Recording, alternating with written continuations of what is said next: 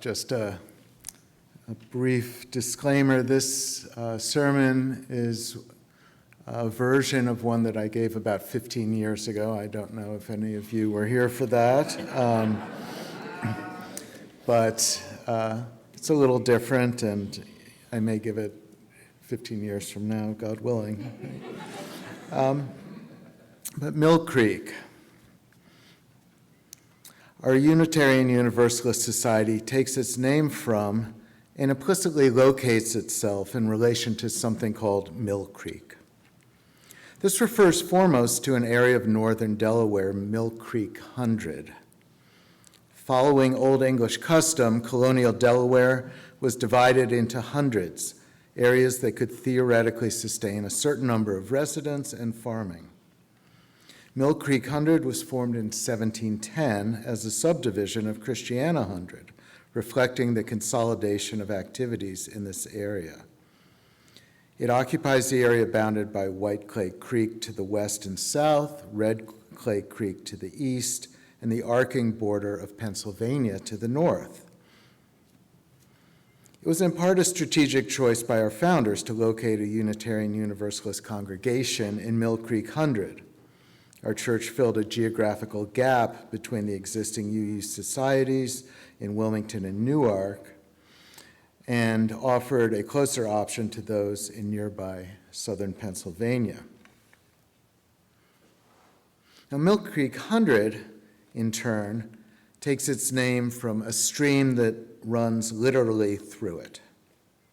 Roughly 10 miles long, Mill Creek originates in a number of tributaries just north of the Delaware border in the hills of southern Chester County, Pennsylvania. It passes through Hockessin, helping to form the broad Hockessin Valley, runs beside Mill Creek Road, cuts across Limestone Road, goes through the former mill town, crosses Kirkwood Highway, passes adjacent to Delaware Park, and eventually flows to White Clay Creek down in the southern Churchman's Marsh area, leading into the Christiana River, which joins the Delaware River, all eventually flowing into the Delaware Bay past Cape Henlopen and out into the Atlantic Ocean. Mill Creek is highly characteristic of our particular area and its geological history. Northern Delaware is called the Piedmont or foothill regions of the Appalachian Mountains, marked by rocky outcroppings and slopes. As Margaret Plank and William Schenck explain in their guide to Delaware Piedmont geology, the Delaware Piedmont is but a small part of the Appalachian mountain system that extends from Georgia to Newfoundland. This mountain system is the result of tectonic activity that took place during the Paleozoic era between 543 and 245 million years ago. Since that time, the mountains have been continuously eroding. In the hills of Kalen, Pennsylvania, that form the headwaters of Mill Creek, however, there's an even older history, as this is an outcropping of an ancient continent. According to Plank and Schenck, the oldest rocks in the Delaware Piedmont are billion-year-old gneisses that support the hills north of Hockessin-Yorkland Valley. They form the core of what is called the Mill Creek Nap, one of 11 dome-like structures cored by billion-year-old rocks that crop out between Baltimore and Philadelphia. So the headwaters of Mill Creek are literally atop a billion-year-old rock formation belonging to the ancient continent of Laurentia, which included things like present-day Greenland and Scotland. With its source in these Piedmont uplands, Mill Creek works its way south to the coastal plain that characterizes most of Delaware. Here, sand and small stone are washed out to the continental shelf. So Mill Creek, in a real way, represents a gradual march to the sea, slowly and steadily carrying away the ancient Appalachian formation. On the boundary between the uplands and plains lies something called the fall line. Planck and Schenck observed that Delaware's Piedmont ends at the fall line, where the metamorphic rocks dip under and disappear beneath the sediments of the coastal plain. And this fall line roughly follows Kirkwood Highway, Route 2, across the state between Newark and Wilmington. Parallel to the fall line is a narrow zone where rapids and waterfalls are common. Delaware's early settlers built near the rapids using the energy generated from the falls to power their mills. So when you drive along the Kirkwood Highway from Newark toward Wilmington, you can actually look to the left to the Piedmont, the hilly region, and right to the coastal plain, the flat landscape of most of Delaware. Perpendicular to the highway are the creeks, which run from north to south in a row: White Clay Creek, Pike Creek, Mill Creek, Red Clay Creek. And these are interspersed with what were called runs, small rapid creeks, including our nearby Middle Run, which was formerly called Muddy Run, Turkey Run, Calf Run, and Coffee Run, to take some examples. Together, these creeks and runs characterize our area, this narrow zone where rapids and waterfalls are common, and which attracted to this area the early colonial settlers who used the energy of the water to power their mills. So Mill Creek, as you might guess, took its name from the proliferation of mills along it.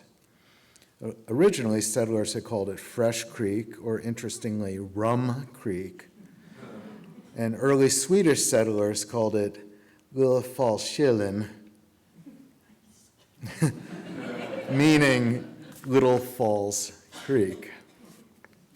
But before the European settler colonizers, the area was home to the Lenni Lenape Indians and their ancestors going back 5,000 years and more. The upper waters of Mill Creek were favorite sites for small to medium-sized base camps. And a site that was excavated along Mill Creek in Hockessin yielded artifacts, including many dating from the Archaic period more than 5,000 years ago up to the Second Woodland period, roughly 1000 AD to the Encounter period. So these and other prehistoric finds suggest that the upper Mill Creek area supported the seasonal activities of the Lenni Lenape, which included hunting, fishing, and trapping, but also agricultural and ceramic production, while the lower Mill Creek near Churchman's Marsh was the site of larger and more enduring year-round encampments. For the first European settlers, the streams likewise provided a crucial resource and attracted settlements.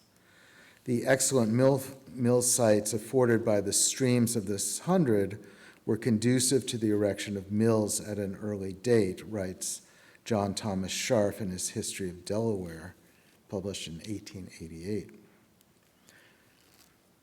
There were sawmills and grist mills, rolling mills, paper mills, bark mills, spice mills, snuff mills, bolting mills, fulling mills, woolen mills, bar mills, powder mills, sheet iron mills, bone and phosphate mills.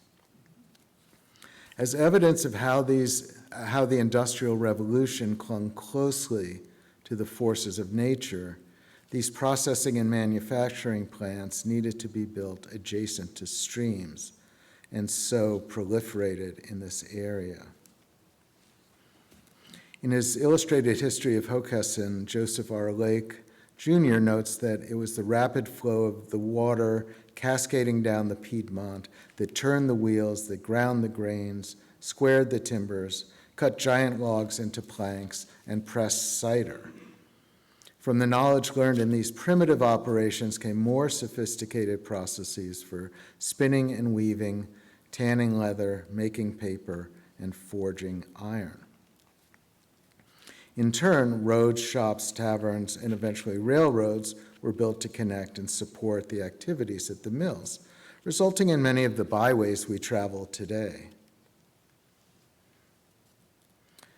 It's interesting how often place names of the local streams and rivers endure in vocabulary for things like school districts and shopping malls and churches. And yet, what a disconnect there is, say, between the Pike Creek Shopping Center with its Acme supermarket and the Pike Creek that flows nearby. As the mills gradually closed down and other sources of manufacturing power replaced that of streams and rivers, the character of this area changed. The farm fields have been largely overtaken by suburban housing or soccer fields, and the roads laid to connect the mills to the railways, towns, and ports now support our automotive lifestyle. Mostly the Mill Creek itself goes unnoticed, slipping under roadways, snaking between subdivisions. Its main branch in the Hockessin Valley runs through Swift Park, past playgrounds and baseball fields, then down past the soccer fields. Many of us cross it or go along it many times a day without thinking very much about it at all. Today, the Mill Creek watershed is victim to extensive development with the highest rate of impervious cover, 32% of any major watershed in northern Delaware. That's essentially 1/3 of the watershed taken up by roads, parking lots, buildings, and houses. Yet a multi-use paved trail at the edge of Del Castle Park Golf Course in the Limestone Hills area can take you down to a steep ravine where the creek remains in perhaps its most natural state. Huge slabs of rock are strewn about, and you can almost sense the primeval wilderness, until, that is, you catch a glimpse of the abutting suburban development through the trees. This portion of Mill Creek was one of 101 outstanding natural sites in Delaware deemed worthy of preservation in 1978, the last remnant in a completely natural state in Delaware's outstanding natural areas and their preservation by Lorraine Fleming.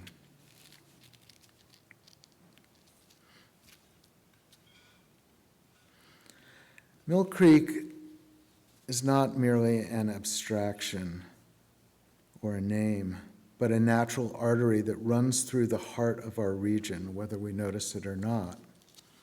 Its former importance for our predecessors is largely forgotten, the Indian encampments it sustained and the mills it powered. What does all that have to do with our suburban lifestyle today? What is its power for us? Our lives are, as it were, laid over a landscape without the sort of contact with it that those before us had. For Henry David Thoreau, this was already a condition of modern civilization in his day. How little appreciation of the beauty of the landscape there is among us. Thoreau famously wrote in Walden, "I have traveled a good deal in Concord." In Walking, he develops this idea of travel, differentiating physical transportation from another kind of transportation, the ability to go somewhere else altogether while staying in the same place. You don't have to go far to go far. The walker in the familiar fields which stretch around my native town, he writes, sometimes finds himself in another land than is described in their owner's deeds, as if it were in some faraway fields on the confines of the actual Concord, where her jurisdiction ceases.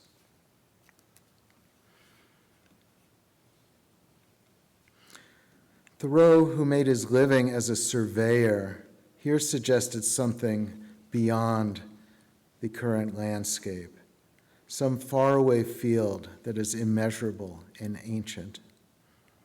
This is what he means by nature, or elsewhere what he calls wildness. the ability to see past our temporary, finite transformation of the landscape to its eternal, infinite condition, its ineffable being. As he memorably put it in Walking, the world with which we are acquainted will have no anniversary. Put another way, the only constant, the only thing that endures over time, is flow. As the Greek philosopher Heraclitus was reported to say, the sum of things flows like a stream. Mill Creek itself, its course subtly altering over time, was here before the Indians or the settlers and will be here long after the culture of soccer and minivans has passed. A reminder of geologic and ecological timescales and the epical processes of our world. Mill Creek is not fixed, but fluid in its very essence, a fitting reminder that we are part of an ever-changing world that extends beyond our familiar surroundings into ever more faraway fields. So be it.